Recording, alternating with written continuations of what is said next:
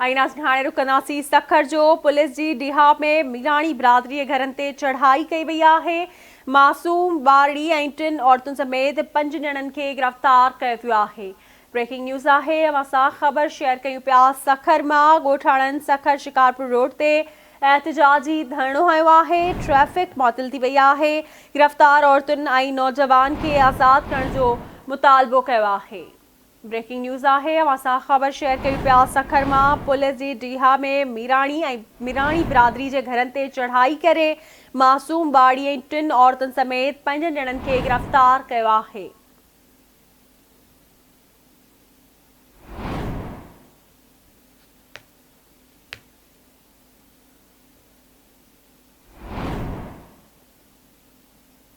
अवांखे आगाही ॾियो। Breaking news आहे, सखर मां पुलिस जी डिहा में मीराणी बिरादरी घरनि ते चढ़ाई करे मासूम ॿारड़ी ऐं 3 औरतुनि समेत 5 ॼणनि खे गिरफ़्तार कयो आहे।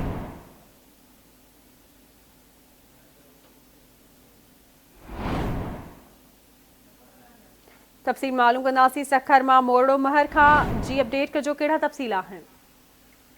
जी बिल्कुल, सखर पुलिस डिहा जे भरिसां मीराणी बिरादरीअ जे घरनि ते चढ़ाई करे उतां मासूम ॿारड़ी औरतुनि समेत 5 ॼणनि खे गिरफ़्तार करे वरितो आहे। उन पुलिस चढ़ाई जे ख़िलाफ़ मीराणी बिरादरीअ जे तरफ़ां सखर शिकारपुर रोड ते एहतिजाजी धरणो हयो वियो आहे, जंहिं करे ॿिन्ही तरफ़नि खां ट्रैफिक जेका आहे उहा मुअतल थी वई आहे। मुज़ाहिरीन जो चवणु आहे त सखर पुलिस जा मुख़्तलिफ़ थाणनि जी पुलिस बिला जवाब घरनि ते चढ़ाई करे 5 जेको आहे औरतुनि ॿारड़ी ऐं मर्द सभु नौजवान समेत 5 ॼणनि खे गिरफ़्तार करे गुम करे छॾियो आहे। उनजे तरफ़ां इहा मुतालबो कयो वियो आहे त जेके गिरफ़्तार थियल औरतूं आहिनि उन्हनि खे आज़ादु कयो वञे। जेसिताईं आज़ादु नथो कयो वञे तेसिताईं एहतिजाज ख़तमु न कंदा।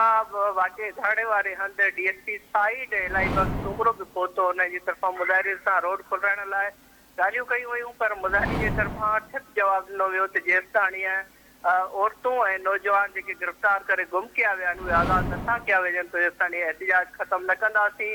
हिन वक़्त में धरणो जारी आहे, जंहिं करे सखर शिकारपुर जे ॿिन्ही पासनि खां महिरबानी अपडेट करण।